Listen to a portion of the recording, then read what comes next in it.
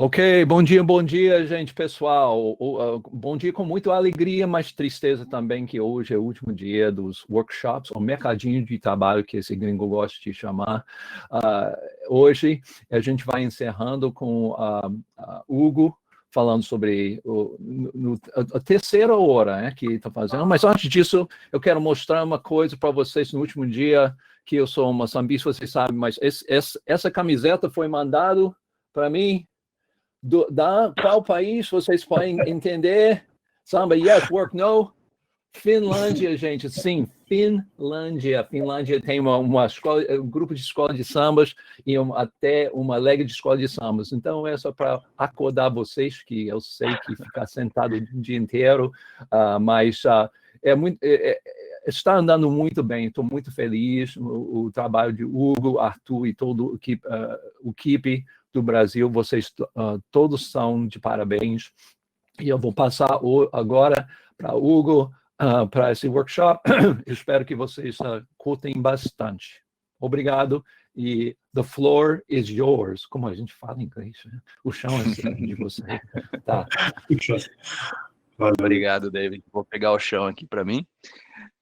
Então, bom dia, né, pessoal? Hoje é o nosso terceiro workshop, terceira hora do workshop, né, oferecido aqui no Dia da Comunidade HPCC Systems. E hoje o tópico é sobre aprendizado de máquina, né, de forma geral. Especificamente falando de um tipo de regressão, né, mas a ideia aqui é cobrir a questão de aprendizado de máquina em HPCC. Algo que, né, vem surgindo mais recentemente na plataforma, né, não foi, eu diria aí, o gênesis da plataforma, mas que vem sendo incorporado ao longo do tempo e que hoje já tem algumas funcionalidades, né, alguns pacotes bastante interessantes. Legal? Muito bem. Qual que é a agenda, né, desse terceiro workshop? Né, a gente vai fazer aqui uso de um bundle de machine learning, né, especificamente um bundle de regressão. Mas antes disso, pessoal, a primeira parte dessa apresentação vai cobrir aí um pouco do aspecto conceitual de machine learning, né, até para que a gente parta aí do mesmo nível de conhecimento, né, mesmo nível conceitual, para entender como o machine learning está implantado, né, no HPCC. Na segunda parte do workshop, eu vou mostrar um pouquinho, né, as opções, os bundles disponíveis na plataforma, como fazer a instalação, né, para aqueles que assim desejarem. E no final, né, não no final, mas praticamente aí na metade final do workshop de hoje, a gente vai fazer um tutorial usando aí um bundle chamado Learning Trees, né, disponível no HPCC. Então, aqueles que quiserem, né, acompanhar o procedimento passo a passo, claro, vai ter o vídeo depois disponível no YouTube, mas quem quiser acompanhar aqui ao vivo, fique à vontade, né? Só deixa aí separado o seu ICLDE, o seu ICL Watch ou o VS Code, né? E pode acompanhar comigo a execução desse tutorial de Learning Trees. Legal, pessoal? Só um lembrete, né? O cluster de treinamento que nós estamos utilizando continua, né, disponível para vocês fazerem o acompanhamento do workshop, né? Então, mesmo aqueles que eventualmente atenderam a primeira e segunda sessão, né, e querem fazer algum teste com relação aos códigos que foram fornecidos, o cluster continua aí à disposição de vocês. Está aqui no slide, né, a forma de acesso, né, que vocês podem utilizar para fazer uso do cluster de treinamento aqui do workshop. E só lembrando, né, as apresentações, os códigos de exemplo, estão todos lá na landing zone desse cluster, tá? Então é só selecionar aqui os códigos e ir baixando conforme a sua necessidade. Lembrando que os slides em português têm o traço, né, o sufixo PTBR no nome, né, para diferenciar dos slides em inglês. Legal, pessoal? Como de praxe, né? Fiquem à vontade para fazer perguntas aqui na janela do Public Chat. O Arthur aqui está me ajudando com as questões. E aí a gente, né, ou vai respondendo ao longo da sessão, em pontos determinados, ou então no final da sessão, a gente também sempre costuma ficar aqui para ajudar e responder com questões que vocês têm. Hoje, como é o último dia, né, fique à vontade para trazer, inclusive, questões dos primeiros dias. Certo, pessoal? Muito bem. Deixa eu só tirar aqui um public chat. Muito boa camiseta, legal. Perguntas para o David. Muito bem, pessoal. Então, começando aqui de fato com o conteúdo do workshop de hoje, né? Eu trago para vocês uma definição de machine learning, né? Existem várias aí rondando, né? Sites, livros, etc. Mas essa é a definição que o time de plataforma, né, adotou aqui em HPCC Systems, né? O que é machine learning, né? Fundamentalmente, uma área da ciência, né, que estuda algoritmos e modelos estatísticos e sistemas computadorizados, né, podem utilizar para realizar uma tarefa específica sem instruções explícitas, né? Ou seja, baseando-se em padrões e inferência.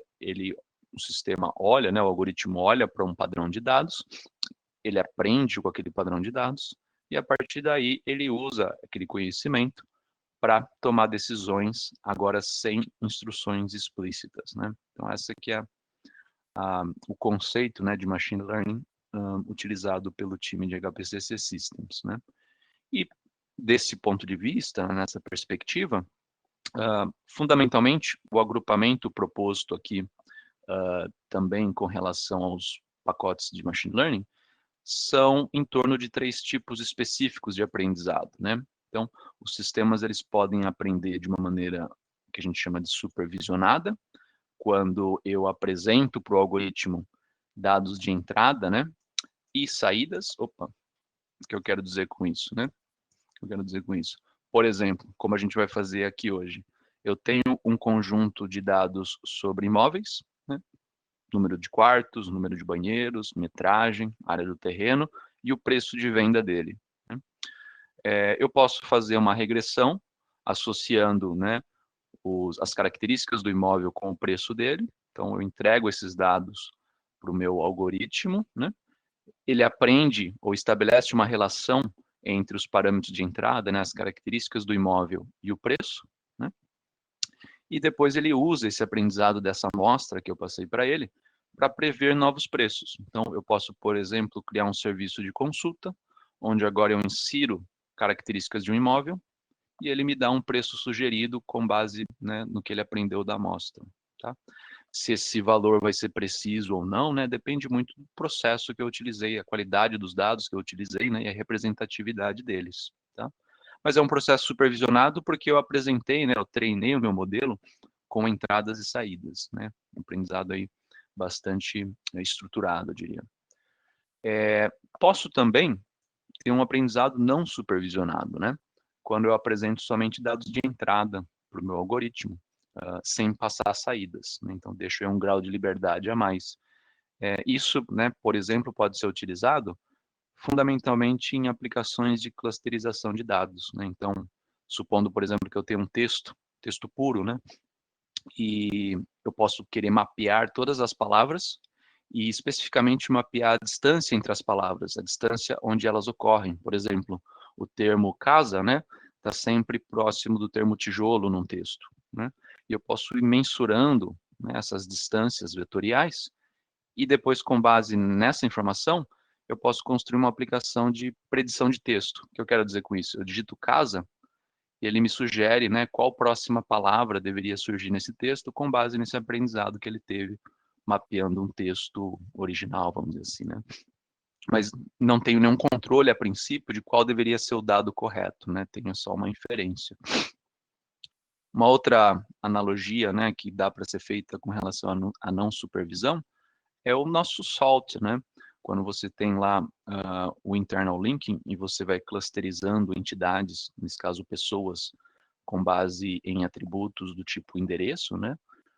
Você está fazendo um aprendizado não supervisionado, né? Nada garante que aquele é o endereço de fato da pessoa, mas você vai clusterizando com base num parâmetro estatístico, né? Numa probabilidade de que seja, tá? Então, um pouco menos estruturado que o supervisionado. E eu posso ter também, né, outras categorias, né? Aqui listei duas que algumas vezes aparecem em conjunto ou não, né? Mas por reforço e profundo, né? Que é quando eu não treino o meu modelo, né? Eu não tenho a possibilidade de apresentar um conjunto de dados de treinamento para ele. E ele aprende dinamicamente, com base na tentativa e erro, por exemplo, para encontrar uma solução, né? Eu lembro, acho que o Flávio, né, um membro aqui da equipe, comentou na apresentação dele a questão do aprendizado, né, que o robô tem para andar, né? Então ele dá um passo, se ele cair, ele aprende que ele caiu, ele calcula a metragem que ele deu no passo, e da próxima vez ele tenta dar um passo menor, né, até ele não cair mais. E ele vai usando esse aprendizado para cada vez mais aprimorar a sua caminhada, vamos dizer assim, né? Tem também, né, aprendizado profundo, quando eu uso aqui múltiplas camadas de aprendizado, ou seja, eu quero que um algoritmo aprenda a enxergar um gato, né, por meio de uma imagem, por exemplo. E aí eu forneço uma série de imagens para aquele algoritmo, né, até ele aprender os atributos, né, da imagem de um gato e usar depois agora esses atributos para reconhecer imagens de gatos, né? Então, diferentes formas aí de um sistema aprender, né, a ter inferências, né, sem instruções explícitas. E o que vocês podem perceber, talvez, é que a estruturação e a fluidez, né, a estruturação diminui e a fluidez, né, do conhecimento aumenta, conforme o caminho do supervisionado para o não, né? E a complexidade computacional, né, muitas vezes também aumenta, né? Eu vou começar a lidar aqui eu posso estar lidando com dados, né, na forma como a gente conhece no dia a dia, em Big Data, né, tabelas, registros e campos. E aqui no aprendizado por reforço profundo, né, eu começo a lidar com estruturas de dados mais complexas, né, como imagens, vídeos e áudio, por exemplo, né? E tudo isso, né, vem crescendo bastante, justamente pelo fato de eu ter poder computacional cada vez mais, né, robusto para lidar com esses algoritmos, né, com esse processo de aprendizado. Legal? Muito bem. Hoje, né, pessoal, a gente vai focar aqui no aprendizado talvez mais tradicional, supervisionado, né? Mas já existem, né, funcionalidades em HPCC para outros tipos de aprendizado também, como a gente vai ver mais adiante. Deixa eu só limpar aqui minha tela. Né, pessoal, só também normalizando aqui, talvez a terminologia que a gente vai usar nesse tutorial, né? E aqui usando como exemplo um aprendizado supervisionado, né?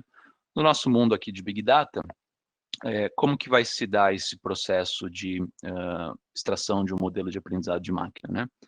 Fundamentalmente, a gente vai partir de uma amostra de registros, né? A gente aqui trabalha, né, fundamentalmente em Big Data com registros, né? Na maior parte dos casos. Então, eu tenho aqui registros e seus campos, né? Como a gente já está acostumado a lidar.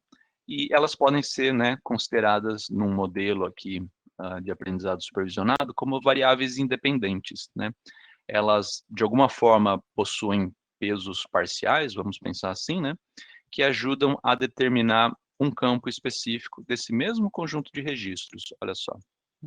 Então, a partir de um conjunto de campos do meu dataset, eu consigo prever um campo em específico. Esse campo, né, um ou mais, a gente considera como variáveis dependentes, né, ou referencia ele como variável dependente, ok? Mas estou ali trabalhando num conjunto de registros, né? O conjunto, né, de dados dependentes ou independentes, né, ou seja, esse conjunto todo aqui, a gente pode chamar de amostra de treinamento, tá? É a amostra que a gente vai usar para treinar o modelo.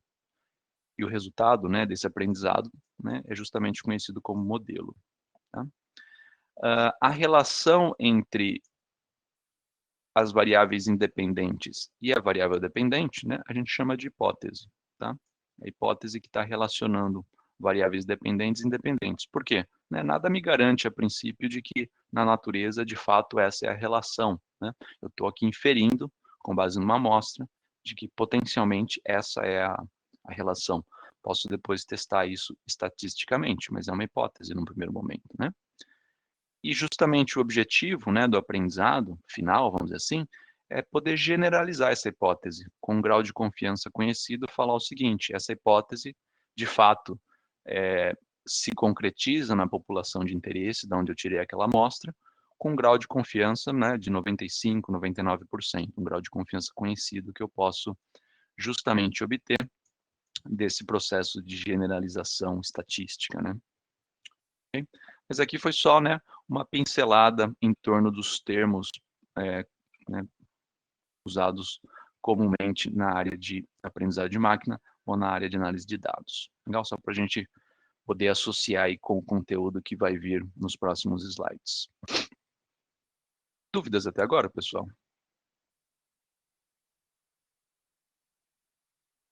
Não? Tranquilo? Muito bem. Né, olhando para a questão do aprendizado supervisionado de uma maneira mais prática, né? Como é que eu posso usar aprendizado supervisionado? Está aqui um exemplo, né, do nosso amigo Bob Foreman, né? Ele pode ter um desafio do seguinte sentido: eu tenho um conjunto de árvores, né, numa floresta, e eu tenho os atributos dessas árvores, por exemplo, altura, né, diâmetro do caule, altitude do local onde ela está localizada, né, a pluviosidade desse local, e eu tenho, de certa forma, ali a idade, né, eu mensurei a idade ali pelo processo de camadas, né, do corte transversal da árvore. E ele quer saber o seguinte: poxa, existe uma relação entre esses atributos e a idade da árvore? Por quê? Porque num determinado momento, né, eu posso estar interessado em começar a mapear essas árvores, né? Eu consigo utilizar, por exemplo, medidas observáveis do tipo altura, diâmetro, facilmente, né, podem ser facilmente obtidas, altitude da região e índice pluviométrico também. E aí, com isso, eu consigo determinar uma variável que é de difícil observação, né, que é a idade de uma árvore, né? Geralmente, a busca ou a necessidade do aprendizado, né, de máquina está relacionado a um exemplo como esse, né? Eu quero, a partir de medidas facilmente observáveis, estabelecer uma variável dependente que é de difícil observação, no caso, a idade, né, da árvore. E é justamente, né, o algoritmo de machine learning que pode propor um modelo, né, que busca minimizar esse erro de predição, ou seja, qual que é o peso, né, de cada um desses elementos para determinar a idade com precisão. É isso que o algoritmo vai encontrar para a gente. Legal? Ele pode fazer isso, pessoal, né, de diferentes formas. Olha só, quando a gente falar de aprendizado supervisionado, né, eu posso estar interessado tanto em determinar atributos numéricos, como, por exemplo, a idade da árvore, e aí a gente chama isso de um processo, né, um modelo quantitativo. Eu vou extrair dele um número, que é a idade da árvore. Ou eu posso estar interessado, por exemplo, em classificar a árvore. Eu quero saber se a árvore é do tipo A, do tipo B, se ela é um eucalipto, se ela é um pinheiro, né? E esse vai ser um modelo, então, qualitativo, né? Ele vai lhe dar, ou vai gerar como saída uma tipologia da minha árvore, né? E aí o processo de obtenção desse modelo, né, é conhecido como regressão, né? Lembra um pouco da regressão matemática, onde eu pego uma nuvem de pontos e tento estabelecer uma reta, né, uma linha que atenda, né, da melhor forma possível essa nuvem de pontos. E o processo de obtenção de um modelo qualitativo a gente referencia como classificação. Então, regressão e classificação, né, são dois processos, né, de obtenção de modelo cabíveis aqui no aprendizado supervisionado que a gente vai usar aqui nesse workshop. Então, dependendo aí do que eu quero obter, se é uma saída numérica ou uma tipologia, né? E para fazer isso, pessoal, existem diferentes caminhos. Embora nós estejamos falando de aprendizado supervisionado, onde eu apresento dados de entrada e dados de saída, onde eu posso estar interessado em fazer uma regressão ou uma classificação, eu ainda tenho uma terceira possibilidade, né? Que eu diria é o caminho para obter essa regressão ou classificação, né? Existem algoritmos que a gente chama de lineares, né? Que assumem que a minha variável dependente vai ser uma função matemática, né? Das variáveis independentes. Olha só, né? Posso ter um algoritmo que vai tentar obter essa relação. Campo 1 do meu dataset vezes um peso, mais campo 2 vezes um peso e mais uma constante, vão gerar a idade da árvore, por exemplo. ou eu posso estar interessado em partir para um processo, né, de decisão hierárquica, né? Por exemplo, uma árvore de decisão.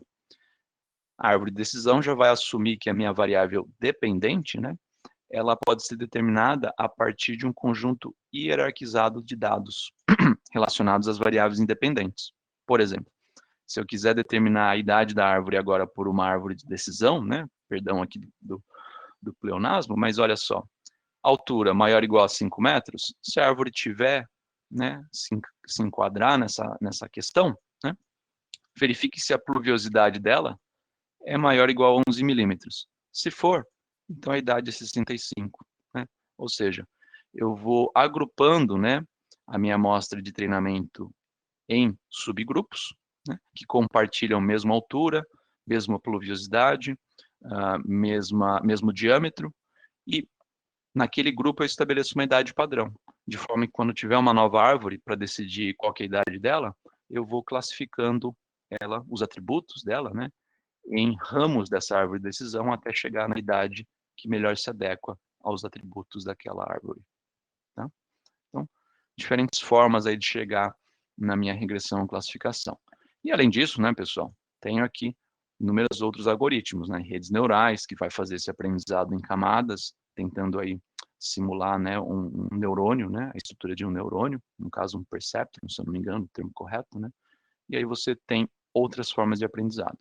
Aqui, hoje, né, a gente vai focar na árvore de decisão, né, não só porque o exemplo inicial foi uma árvore, mas porque é um dos métodos aí mais utilizados e de bastante poder, tá? Bastante poder, especificamente na plataforma HPCC Systems, quando a gente fala de processamento distribuído. Legal, pessoal. Essa foi, né, acho que a parte teórica, vamos dizer assim, desse workshop, né? Para concluir essa primeira parte, né, a mensagem que fica é que machine learning, né, tem todo esse poderio, né? É divertido, né, relativamente fácil hoje em dia trabalhar com machine learning. Então, né, se você tiver alguns dados aí, quiser fazer algum tipo de inferência, né, faça, né, você provavelmente vai ter achados interessantes, né, você vai conseguir encontrar aqui algumas possibilidades de adicionar valor aos seus dados, né, fazer uma previsão, como aqui no caso de um preço de imóvel, uma previsão de onde o indivíduo mora, né, e assim por diante, né? Então, tá aí o alcance das nossas mãos. O problema é que essa facilidade, né, muitas vezes também representa uma armadilha, né? Eu achar que o algoritmo faz tudo por mim, basta eu apresentar os dados para ele, né? E aí que muitas vezes a armadilha surge, né? É preciso se atentar a alguns aspectos, né, pessoal? Primeiro, né, eu preciso ter como ponto de partida questões que, do ponto de vista teórico, né, conceitual, façam sentido, né? Num primeiro momento, né, não faz muito sentido eu tentar associar a temperatura do dia de ontem, embora tenha feito bastante calor, né, com o valor da ação de hoje. A não ser aqui que a gente esteja falando talvez de um insumo agrícola, né, de um produto agrícola. Mas, fundamentalmente, essas coisas do ponto de vista teórico não tem uma ligação, não tem uma justificativa para ligá-los, né? Então, eventualmente, eu, né, não vou ter uma relação realista, né, ou verdadeira entre esses elementos. Posso até encontrar uma amostra específica, mas quando eu expandir para a população total, né, de medições de temperatura e ações, não vou encontrar essa relação, né? Então, não é um problema de machine learning, né, mas sim um problema de uma questão incorreta que foi feita. O segundo ponto, né, bastante importante, é a questão da qualidade dos dados, né, especificamente para nós aqui trabalhando com HPCC Systems, né, e nós, eu digo não só eu, mas vocês todos aqui nessa sala, né, nesse workshop, dados ruins, né, pessoal? Então, valores faltantes na minha amostra, valores incorretos, né, vão me gerar predições ruins, tá? Então, cuidado muito grande com relação à qualidade dos dados. Indo um pouquinho mais a fundo, né, preciso entender os algoritmos, ver a potencialidade, as fragilidades, cada um deles tem trade-offs, né? Me atentar para um treinamento, né, adequado do meu modelo, mas sem incorrer em overfitting, né, tentar estrangular os dados até que eles aceitem o meu modelo, né, também evitar esse tipo de comportamento, tá? Então, existem inúmeras precauções que devem ser tomadas para que machine learning, né, na verdade, não se volte contra você, né? Acho que é essa a ideia dessa imagem aqui, tá? Legal, pessoal. Dúvidas até agora? Não? Muito bem. Por que que eu fiz toda essa apresentação, né? Esses 10 primeiros slides aí, parecendo uma aula, né, de um curso aí, estrito sensu. A questão, pessoal, é agora entender um pouquinho o que que tem de machine learning na plataforma. Então, quando você falar de HPCC Systems, né, quais funcionalidades de machine learning você tem, né? Basicamente, nós trabalhamos aqui com 2 níveis de algoritmos, tá? O que eu quero dizer com 2 níveis? Níveis em relação ao processo de desenvolvimento deles, tá? A gente tem um bundle chamado de produção, que está totalmente validado, suportado e otimizado para desempenho, né, processamento distribuído na plataforma, tá? Então, isso já vem sendo usado em produção. E temos também um bundle experimental, tá? Que contém aqui algoritmos em desenvolvimento, tá? Não quer dizer que eles não funcionem, né? Muito pelo contrário, estão funcionais, mas estão ainda em ciclo de desenvolvimento. E não faz muito sentido, né? Ainda mais numa comunidade open source, eu esperar até o fim desse ciclo para liberar esse algoritmo para uso, né? Até porque a comunidade em si pode contribuir para o aperfeiçoamento dele, tá? Então, só uma nota, né? Para que vocês entendam os 2 níveis de algoritmos disponíveis. Machine Learning na plataforma é um plugin, tá? Não vem na forma bruta, vamos dizer assim, da instalação da plataforma, na forma crua, né?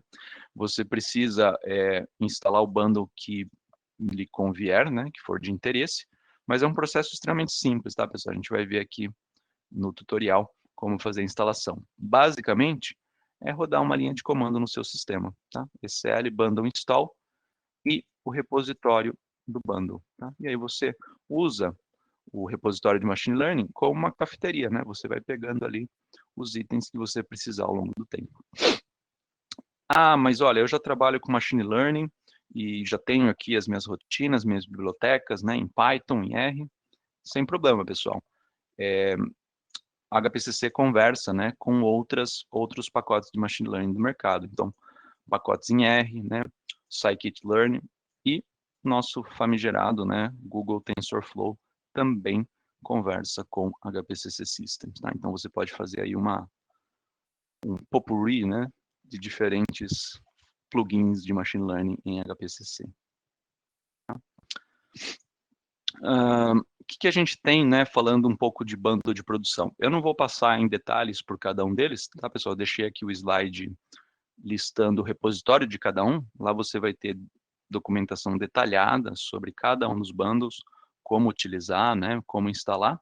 Mas só para ter uma visão geral, né, fundamentalmente o que vocês precisam no primeiro momento é o bundle base, tá? Por que a gente chama de bundle base? A maior parte dos algoritmos de machine learning espera que os dados sejam fornecidos num formato específico, que nem sempre é o formato que nós estamos acostumados a trabalhar, né? Por exemplo, registros e campos, né? Muitas vezes ele precisa de uma forma matricial, né, para tratar esses dados. E aí o bundle base é aquele que justamente ajuda você a fazer esse pré-processamento de forma automática, para que você não precise fazer a transformação dos dados, e também ferramentas de pós-processamento, ou seja, depois que eu obtive o meu modelo, né, de aprendizado, como é que eu avalio a qualidade dele, né? O bundle base vai te fornecer uma série de funções para avaliar, por exemplo, variância explicada, né, e outros parâmetros estatísticos, ok?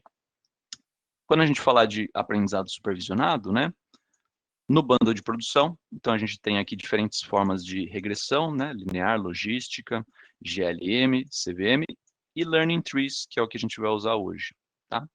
Árvores de decisão. Com relação a aprendizado não supervisionado, né, fundamentalmente 2 bundles de clusterização, tá? K-means e o DBScan. Acho que a gente viu uma apresentação sobre K-means da Lei Lisu, se eu não me engano, no início da conferência. E um bundle de vetorização de palavras, bastante similar àquele exemplo que eu dei no início da apresentação de hoje, né, onde eu estabeleço vetores de distância entre palavras de um texto, né. E também temos, olha só, Bundle de Aprendizado Profundo, né? O GNN. Então, isso produção, tá, pessoal? Quando a gente vai para experimental, né, a coisa expande um pouco mais. Tudo isso aqui está sendo desenvolvido, né, nesse momento em torno do bundle experimental. E tudo, né, já está disponível também no próprio portal aqui do HPCC Systems, né? Então, qual que é a dica? Preciso usar Machine Learning em HPCC?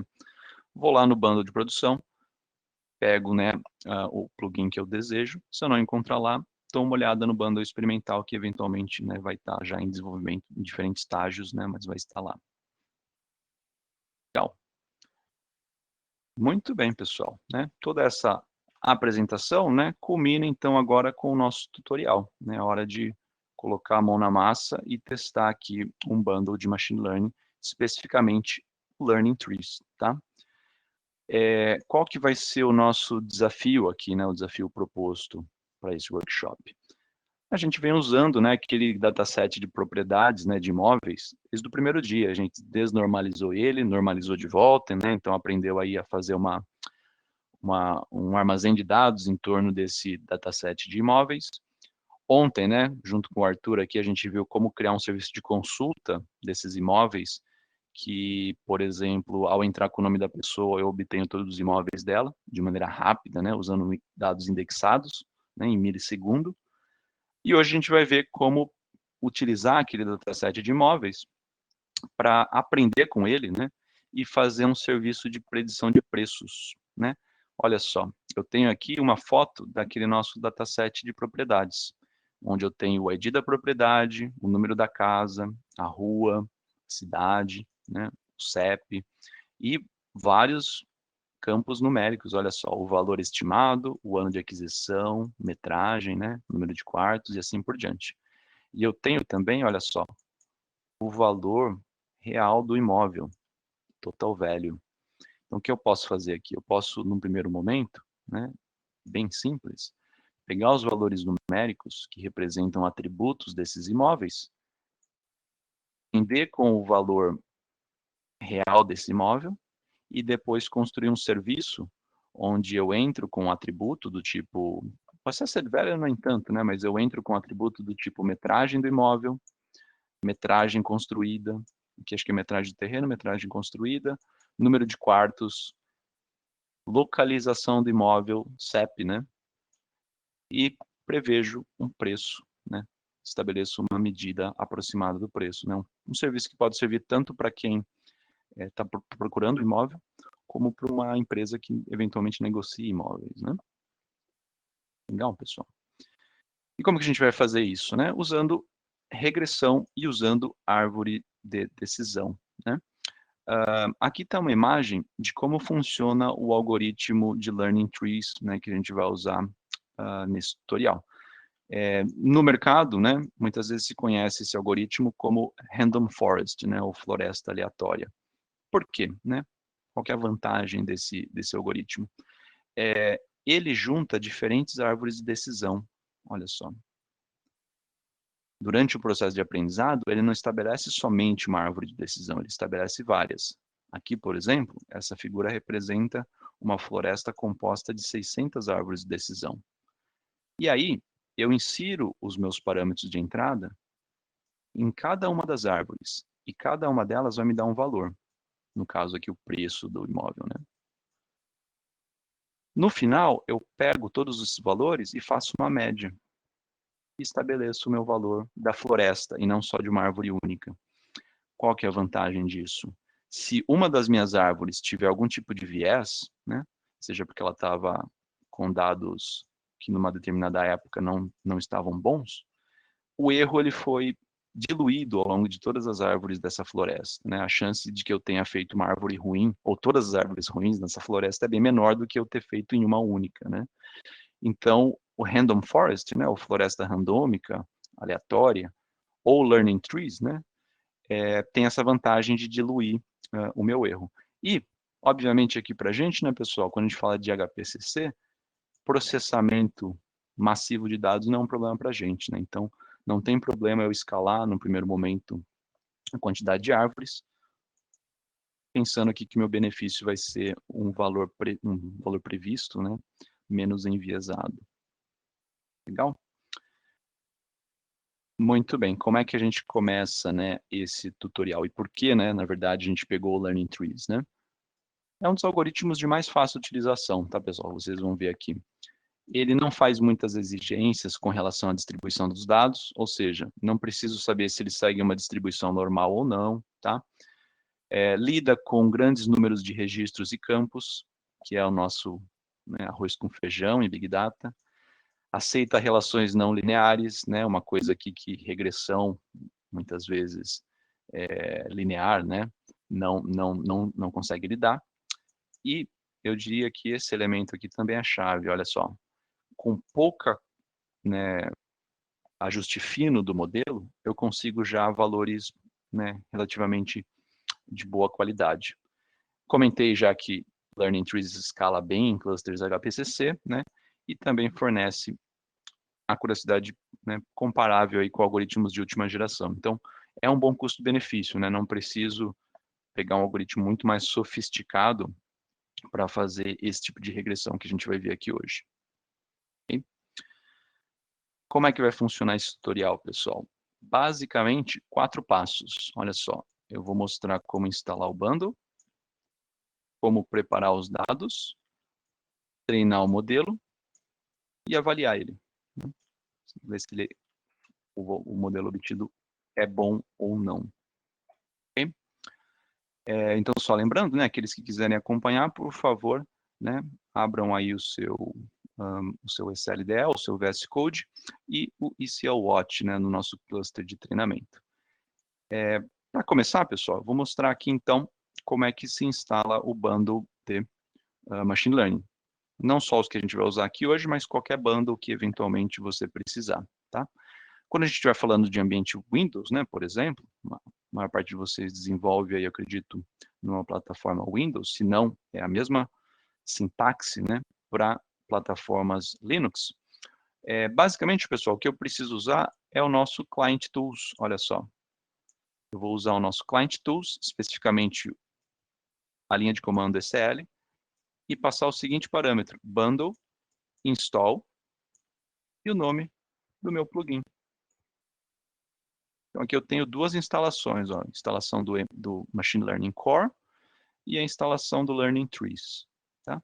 Quais são os pré-requisitos? Né? Perfil de administrador, obviamente, e o Git, tá? Porque a gente está baixando aqui de um repositório do Git. Tá?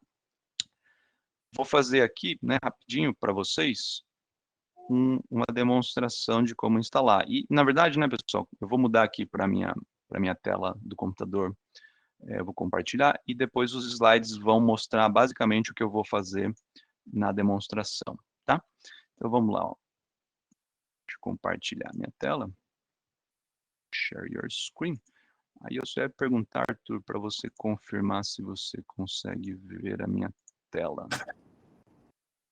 Ainda não. Não. Eu já estou vendo. Beleza. Obrigado, Arthur. Nada. Então, olha só, pessoal.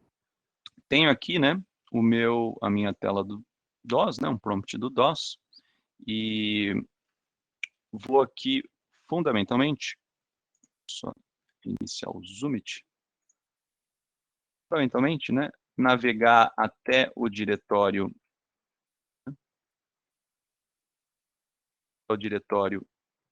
do Client Tools, tá? Client Tools /bin, e fazer aqui a instalação, ou a linha de comando, né, de instalação. Esses parâmetros aqui finais, tá, pessoal, são opcionais porque eu já tenho o bundle instalado, então eu tenho que forçar o update dele, né? Então, vocês podem parar aqui na primeira metade, tá? Então, SL bundle, install e o repositório, né? Então, quando vocês clicarem aqui, olha só, né? Ele vai te dar uma mensagem. Ele está instalando o bundle. Ele encontrou aqui a minha versão, mas eu estou forçando. E ele dá essa mensagem de instalação completa para você. Bem sucedido. Só isso, né? Simples assim, e você pode executar esse processo, né, para diferentes bundles que você quiser. Okay? Muito bem, fiz então a instalação, né, do meu bundle, né? Pessoal, antes de preparar os meus dados, ou melhor, como uma etapa, um pré-requisito para a preparação dos dados, o que eu sugiro para vocês? Dá uma olhada na qualidade desses dados. Então, olha só, aqui, né, eu mostrei ontem que você pode selecionar um arquivo lógico, né? Aqui eu estou pegando o arquivo lógico de propriedades que a gente usou no primeiro dia do workshop, né? Lembrando aqui que ele tem 1.662.959 linhas, né, registros, e eu quero fazer uma avaliação da qualidade, né, desses dados. Então, eu só clico aqui no arquivo lógico, venho aqui na aba Data Patterns e gero um relatório, né, de perfilamento ou profiling desses dados. Tá? E olha só, ele me traz, então, para cada campo do meu dataset, olha só, o valor total, qual que é o formato do campo, o formato ótimo, né? Mas para a gente aqui em aprendizado de máquina, né, é importante verificar se o campo está preenchido, né? Porque eventualmente eu não tenho um valor né, presente no campo. Então, olha só, o campo valor total tem 96,1% de preenchimento, ou seja, eu tenho valores, registros vazios, né? Mesma coisa no campo valor estimado, né? Então, eu preciso cuidar um pouquinho do meu dataset antes de seguir adiante. E aí, o Data Patterns, né, acaba sendo uma ferramenta bastante interessante. Quem quiser gerar o Data Patterns, pessoal, é só então clicar no arquivo lógico de interesse. Ele precisa ter uma estrutura record, obviamente, né? Então, arquivos CSV, você pode fazer isso logo de cara. Se for um arquivo de comprimento fixo, define uma estrutura record para ele, grava em disco e aí gera aqui o relatório. Como é que eu gero o relatório? Clico em Report e o botão Analyze aqui vai estar aberto para você clicar, tá? Ah, legal, gostei, né, do que o relatório me gerou de otimizações possíveis. Vem aqui, ó, clica no Optimize, ele vai gravar um novo arquivo lógico para você, agora com todas as melhorias que ele sugeriu nesse relatório. Tá? Então, uma forma aí de automatizar a preparação dos seus dados, dados ruins, predições ruins. Então, aqui a gente está tentando evitar um pouco isso com o Data Patterns. Legal, pessoal? Muito bem, mas aí, de fato, né, vamos olhar para o nosso conjunto de dados, né? E aqui eu peço o seguinte, pessoal, que vocês, então, abram o diretório regression, né, do conjunto de código que foi fornecido, né, nesse workshop, tá? A gente vai focar aqui hoje fundamentalmente em regression. O primeiro arquivo que, né, é interessante vocês abrirem é o file property. Por quê? Ele contém a estrutura de campos daquele nosso dataset, olha só. Né? Tem que se lembrar aqui, ó, Person ID, Property ID, número da casa, sufixo, né? Todos os campos. E eu tenho campos, né, pessoal, que não são numéricos, olha só. Então, primeiro momento para preparar esse meu dado, já que eu quero fazer uma regressão, né? Eu vou e quero obter o valor, né, do imóvel com base em outros parâmetros numéricos, eu vou me restringir aqui a valores numéricos. Não preciso da pessoa, né, mas o ID de propriedade e os atributos dela. Tá? Como é que eu faço isso? Simples, é só criar uma nova estrutura record aqui embaixo, olha só. Agora só com os campos numéricos, né? Property ID, que identifica a propriedade, e os valores numéricos, né? Lembrando aqui que zip, né, pessoal, embora seja numérico, ele não, a magnitude dele não está representada no valor do CEP, né? O CEP é uma variável categórica, ele mostra uma categoria do imóvel e não um valor quantitativo, né, dele. Tá? Então a gente tem que lembrar desse elemento. E o total value é a nossa variável dependente, né, aquela que eu quero estimar no final desse processo. Legal? Muito bem, pessoal. O primeiro passo é você se livrar, né, dos dados vazios e segregar daquele seu 1 milhão de registros, 1.600.000, uma amostra de treinamento e uma amostra de validação ou teste. Tá? A gente faz isso nesse primeiro arquivo Excel chamado PREP01, tá? Preparação. Como é que ficou a lógica desse código? Olha só. Fiz um módulo, né? Uma escolha minha aqui, um módulo, para primeiro filtrar todos os campos que estão vazios, né? Então, filtra o zip que está vazio, o valor estimado vazio, ano de aquisição vazio, né? E joga fora esses valores. Além disso, e aqui está um aspecto bastante importante, pessoal, eu preciso aleatorizar a minha amostra, né? Nada me garante a princípio que esse arquivo de dados de imóveis não está numa ordenação que alguém estabeleceu com base em um campo específico. E se eu pegar isso simplesmente jogar no meu algoritmo, né, ele vai ter uma representatividade somente dessa amostra e não do que acontece na população de imóveis, né, de todo um país ou de toda uma sociedade. Então, eu preciso, né, tomar um certo cuidado de aleatorizar a minha amostra antes de fazer o aprendizado. E olha só uma maneira interessante de fazer isso em HPCC. Adiciona um campo numérico que, durante um Project Transform, recebe um valor randômico. Vai gerar um valor aleatório, né, nesse campo. E depois você vem e ordena o dataset por meio desse campo. Ordenar um número aleatório, você aleatorizou a sua amostra, né? Com isso, você eliminou, eventualmente, o risco de estar trabalhando com a amostra já enviesada, né? Feito isso, pessoal, simples, olha só. Pego um conjunto de registros e chamo de treinamento, um conjunto de registros subsequente e teste. Ah, peguei aqui de 1 a 5.000 e de 5.000 a 7.000. Poderia pegar mais, né? A regra aqui sugerida, geralmente, é 70% dos seus dados para treinamento e 30% para validação. Mas aqui, no nosso contexto do workshop, fizemos essa escala um pouco menor, né? 70 e 30, mas numa escala menor, tá? Daqui eu já extraio, então, a minha amostra de treinamento e a minha amostra de teste. Legal? Primeira validação. Me livrei do que não tem qualidade, valores vazios, e separei, segreguei treinamento e validação. Agora, pessoal, um último passo da preparação consiste em converter esse meu conjunto de registros, divididos em campos, para o formato que o algoritmo espera receber, né? Lembrando aí que cada algoritmo, a gente vê na documentação, tem um formato específico, né, aguardado para receber esses dados. E isso está no Convert 02, olha só. Se a gente vier aqui em Convert 02, eu já começo a fazer uso do Bundle Core, né? Olha só, estou importando o Bundle Core, estou importando a minha amostra de treinamento e de teste, e estou fazendo uma conversão, olha só, função toField, que vem dentro do Bundle Core, pego a minha amostra de treinamento, gero uma amostra de treinamento num formato novo, new format. Amostra de teste, novo formato, né? Para quem estiver curioso a respeito do que está sendo feito aqui, eu vou mostrar só uma pivotagem de dados, tá? Uma pivotagem de tabela. E aí, para finalizar, pessoal, separar o que é variável dependente do que é variável independente. E é isso que eu estou fazendo dentro desse módulo aqui, ó. Variável independente são todas aquelas cujo campo number é menor que 10.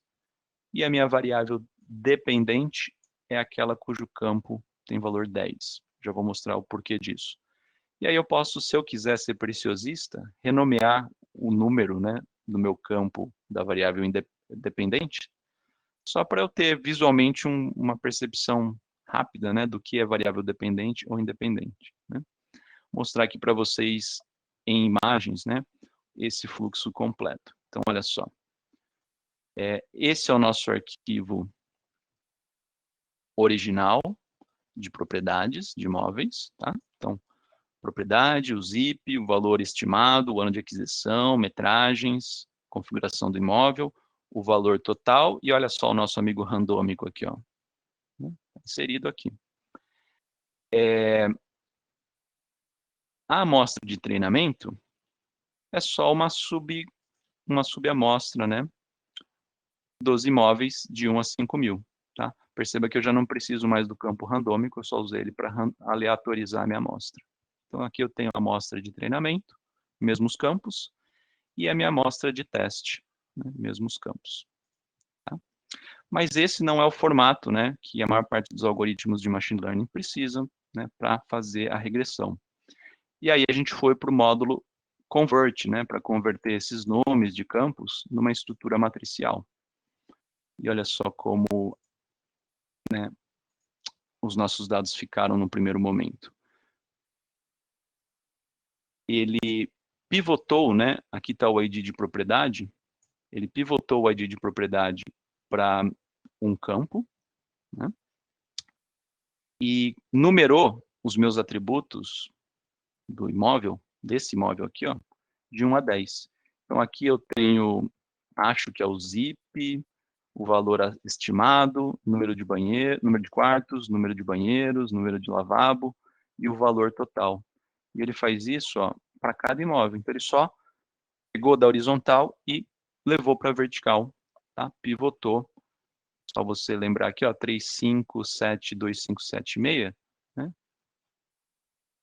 3572576, olha só, ele pegou essa linha, né, e pivotou para a vertical. Tá? Depois disso, eu só preciso identificar o seguinte, essas 9 variáveis, no coluna number de 1 a 9, são minhas variáveis independentes, certo? E a variável 10 é o meu preço, né? A variável dependente que eu quero depois prever. Tá? Então, eu só segreguei isso no módulo convert, e olha só como ficou no final das contas, né? A mesma propriedade, com os 9 atributos. Então, esse é o meu conjunto de variáveis independentes. E aqui, ó, o meu conjunto de variáveis dependentes. Só uma para cada imóvel e o preço. Agora eu já tenho o formato esperado aí pelo meu algoritmo de machine learning. Daqui para frente, pessoal, muito pouca customização, né? E aí a gente já vai treinar, então, o modelo usando essa DWR aqui, ó, Train Regress 03. Quando eu abrir o Train Regress 03, olha só como o código já fica bem mais simples, né? Agora aqui eu já vou importar o meu módulo do Learning Trees. Ah, um detalhe importante que eu esqueci de mencionar. Como é que eu sei que os meus bundles foram instalados com sucesso? Olha só. Basta vir aqui no seu repositório e você tem um diretório bundles e você vê Learning Trees e Machine Learning Core, tá? Então, muito bem. Então, importei aqui o Learning Trees, o Machine Learning Core. Primeiro passo, seleciono o meu algoritmo de regressão. Aqui, ó, Regression Forest, né? A gente tinha falado já sobre isso. Toda a biblioteca de Machine Learning vai ter essa função aqui, ó, Get Model, que vai obter o seu modelo, né? Aqui no caso o modelo de regressão. O que eu passo para o Get Model via de regra? O meu conjunto de variáveis independentes de treinamento e o meu conjunto de variáveis dependentes de treinamento. Feito isso, ele extrai o modelo. Extraiu o modelo, eu vou usar agora a função predict, que também geralmente está em qualquer bando de machine learning, e eu passo o meu modelo, que eu obtive aqui no passo anterior, e forneço agora minhas variáveis independentes de teste, não mais de treinamento.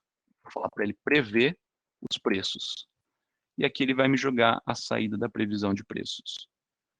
Para finalizar, como é que eu comparo se as predições que ele obteve aqui com o modelo batem com as predições que eu já tinha no meu dataset?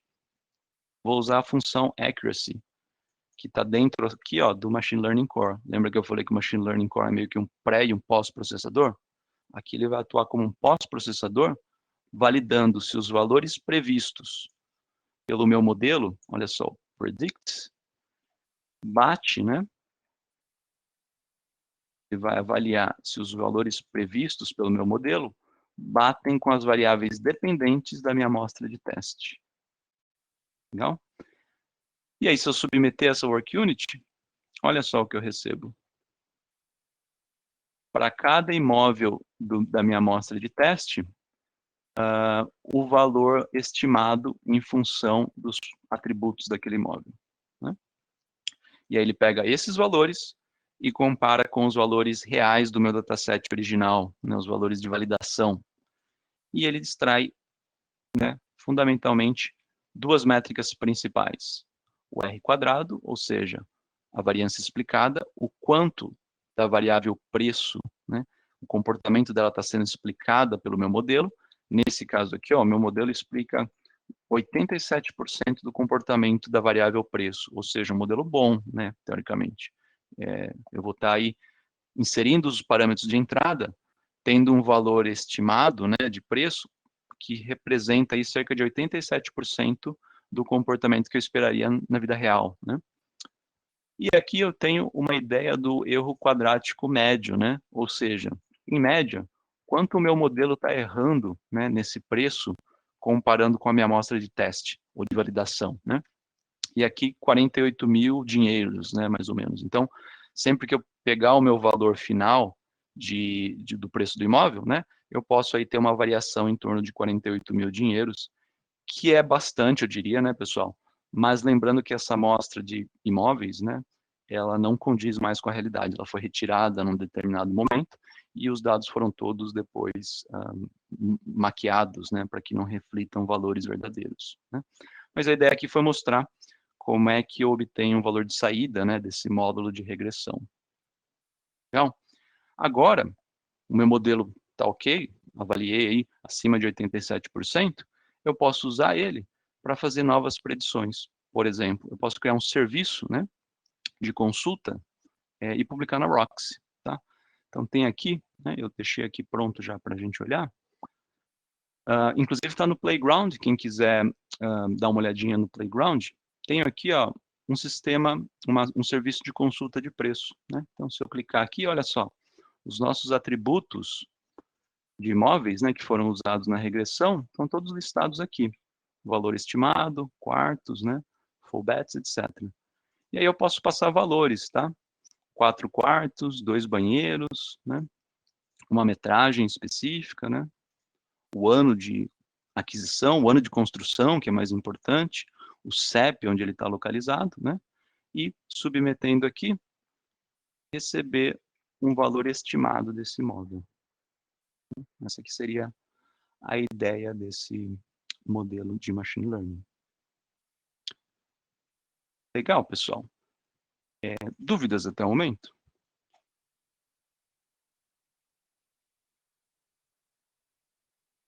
Não? Muito bem. Para finalizar, né, eu queria mostrar só uma funcionalidade a mais dos algoritmos de machine learning do HPCC, né? A gente está falando aqui, né, o Gênesis é processamento massivo de dados, né? Existe um elemento, né, em HPCC chamado Myriad Interface, né? Deixa eu colocar aqui para vocês. Todos esses slides contemplam, né, parte do que eu demonstrei aqui, mas o que eu queria mostrar para vocês é o seguinte: suponha que eu queira ir um passo além agora. Eu peguei aquela minha amostra de testes, né, e coloquei e obtive um modelo geral, né? Eu não sei exatamente onde o imóvel estava quando eu gerei o modelo, mas eu gerei um modelo geral. Mas eu tenho uma certa percepção de que os preços, eles variam bastante entre diferentes áreas residenciais. E aí, em vez de ter um modelo geral, eu quero estabelecer um modelo para cada área daquela cidade, né? O HPCC faz isso, pessoal, numa única passada para a gente. Esse mesmo fluxo de processamento que a gente viu para extrair um modelo geral, eu posso usar para extrair N modelos, um para cada área específica, né? É isso que a interface Myriad permite, tá? Ele só está mostrando aqui nesse slide que eu posso seguir com o meu fluxo de dados de treinamento e dados de teste da mesma maneira que eu fiz, né? Usando aqui a conversão to field, separando dados independentes, dependentes. O único cuidado que eu tenho que ter é acrescentar uma coluna a mais no meu dataset, né? Esse tal Work Item ID, para diferenciar qual imóvel é de cada região. Olha só, vou mostrar aqui rapidinho para vocês. Naquela mesma função de preparação de dados, quando eu aleatorizei a minha amostra, eu posso pegar o campo estado e designar um Work Item ID, olha só. Um vai representar Califórnia, 2 Nova York e 3 Flórida. Tá? Quando eu rodar o algoritmo, ele vai me fazer, numa única passada, mesmo código, ele vai me gerar 3 modelos. E olha só, o poder explicativo, né, de um deles é bem maior do que os dos outros. Então, eu posso eventualmente extrair um modelo dessa amostra de dados para uma região e depois procurar uma outra amostra para outras regiões, e assim eu vou criando modelos mais alinhados, né, com cada região que eu quero prever preços, né. E isso o HPCC faz de maneira paralela, né, na mesma Work Unit, né, praticamente com o mesmo consumo computacional. Legal, pessoal. Era, né, fundamentalmente isso, né, que eu gostaria de apresentar para vocês com relação a algoritmos de machine learning do HPCC. Eu deixo aqui para finalizar, né, um desafio que vocês podem fazer, tem aqui as instruções, né, na tela, para vocês fazerem um desafio usando a Myriad Interface. Fundamentalmente, acrescentar um campo no dataset. E aí vocês vão obter, né, os 3 modelos, um para cada área, um para cada estado, né? Concluindo, pessoal, né, você já tem aqui, com base nesse workshop, fundamentalmente, tudo que é necessário para construir e testar modelos, né, principalmente do ponto de vista de regressão, tá? Mesmo que você escolha um pacote diferente, né, Linear Regression, por exemplo, o funcionamento é muito semelhante, tá, pessoal? Pequenas variações e toda a documentação está no site, tá? Mas lembrando, né, finalizando, que essa simplicidade conceitual, né, ela pode ser enganosa. Então, né, estude o algoritmo com cuidado, estude seus dados, converse com o cientista de dados antes de fato, implantar em produção, né, uma predição, né, que você criou aqui com o HPCC. Legal? E para finalizar, né, de novo, gostaria de agradecer aí pela participação de todos vocês. Foram aí 3 dias de bastante aprendizado, né, tanto para vocês, mas para mim também acaba sendo, e conversas aí muito prazerosas com o nosso amigo David Hilster, o embaixador americano do samba. Pessoal, quem tiver dúvidas, né, pode ficar aqui depois da sessão, eu e o Arthur a gente continua, e também tem os e-mails aqui, os endereços meu, do Bob e do Richard, caso você tenha alguma dúvida sobre treinamento em HPCC e ECL, tá? De novo, muito obrigado, e devolvo a palavra para o David Hilster, se ele tiver aí.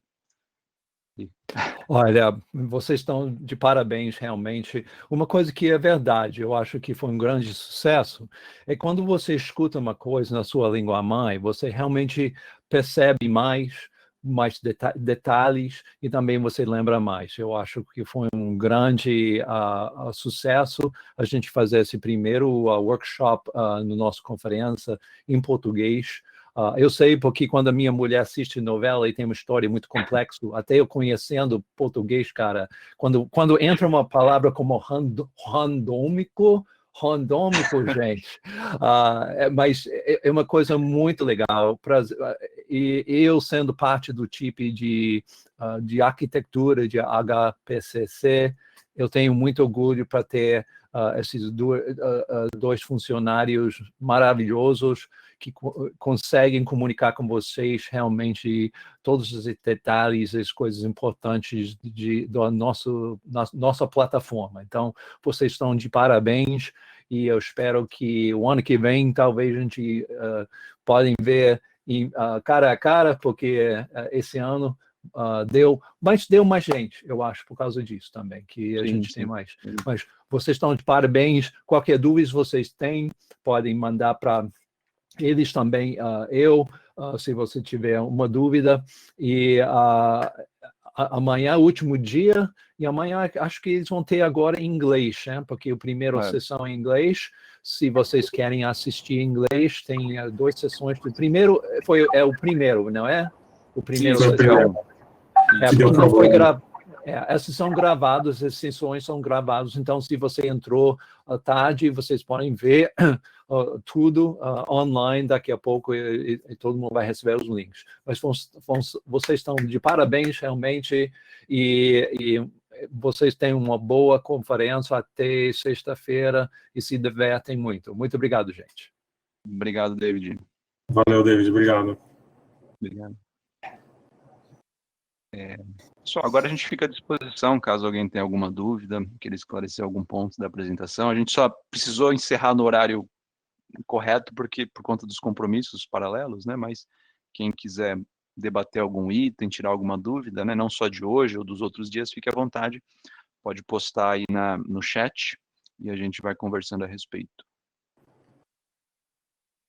Tem alguma coisa específica para cloud de machine learning, para, enfim, algum teste que eles estão fazendo? Porque, assim, o meu ponto é, essa parte de machine learning, ela tem um processamento pesado, né, para desenvolver modelos e tudo mais. Isso é independente da plataforma, no sentido de, sei lá, ser bare metal, ou, enfim, estar na nuvem, ou você sabe se eles estão fazendo algum tipo de otimização para esse tipo de processamento na nuvem, enfim. Não, boa pergunta. Eu ainda não ouvi nada a respeito de otimização na nuvem, porque eu acho que, pelo que eu entendi até a última vez que eu ouvi do Richard, né, Chapman, o grande desafio deles tem sido, primeiro de tudo, abrir uma porta de comunicação que permita você fazer upload de dados no cluster que está em cloud.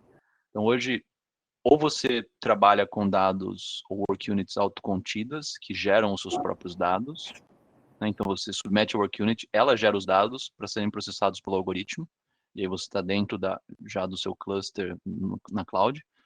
Então, Ou você faz um baita malabarismo para subir os seus dados na nuvem, no storage persistente, e o HPCC lê ele para rodar o algoritmo, né? Então, como eles estão trabalhando nessa camada de permitir o acesso fácil, né, o upload fácil dos dados, a disponibilização dos dados, eu não, pelo menos não vi nada a respeito de otimização de processamento para algoritmo de machine learning. Eu acho que eles estão querendo primeiro vencer esse desafio inicial e depois trabalhar em outras otimizações. Inclusive, questão, né, de segurança mais apurada, né, de comunicação entre nós, vai ser visto, eu acredito, ainda antes do aprimoramento do processamento. machine learning. Porque eu estava pensando que eu já estava estudando para o Azure, né, para a certificação, e eles têm, a Azure tem um serviço de machine learning lá, né? Uhum. Você consegue, por exemplo, subir uma foto e submeter para esse serviço do Azure, e ele identifica, é limitado, no sentido de que ele olha, por exemplo, é um serviço de identificação de faces, né? Então ele pega, fala assim, ó, nessa foto que você mandou, eu consegui identificar essa face aqui, consegui identificar, sei lá, 5 faces nessa foto. Né? E assim, é um negócio muito transparente, entendeu? O que eu achei legal foi isso. Você pega, você envia uma foto para o serviço, acho que tem 2 ou 3 serviços nesse sentido, né? Um é reconhecimento de face, eu acho que o outro é um reconhecimento de string, então você manda um texto manuscrito, por exemplo, alguma coisa, uma foto com algum texto, e ele identifica para você o que está escrito, te devolve uma string, né, no caso, para você poder trabalhar com isso. Enfim, coisas desse tipo, entendeu? Então, e é machine learning, né? Embaixo dos pontos, né?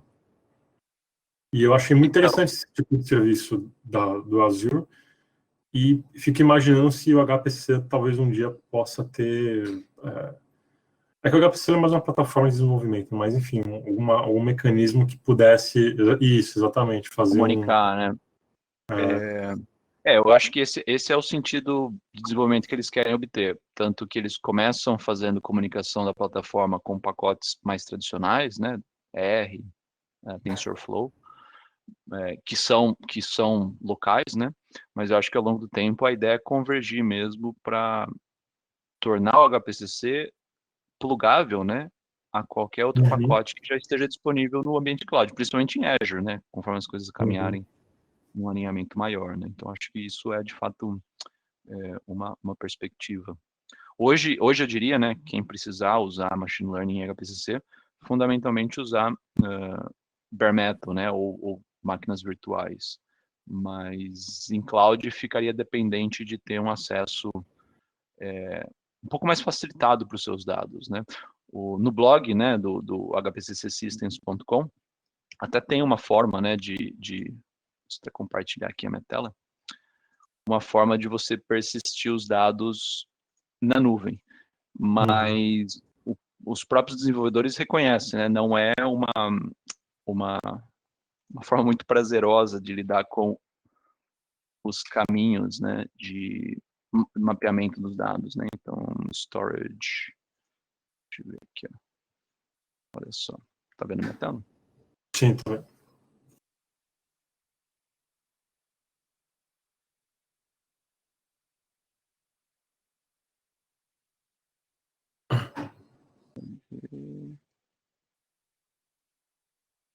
Acho que esse é o segundo.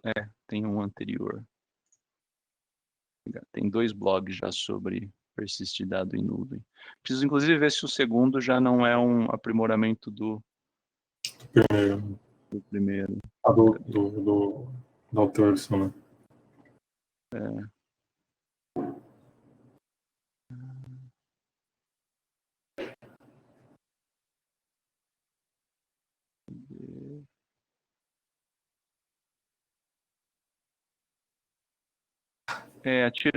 Tirou o exemplo da sintaxe. Ah, não, tá aqui, ó. Olha só.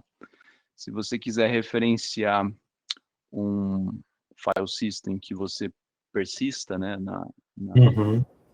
no cloud, você tem que passar aqui, por exemplo, o caminho completo, né, e os chapeuzinhos entre HPCC Systems, né, que é a forma como ele mapeia. Então, não é uma sintaxe ainda. Funciona, né, funcional, mas o nome do arquivo fica bastante, né, complexo. Então, esses são os aprimoramentos, né, buscados no primeiro momento.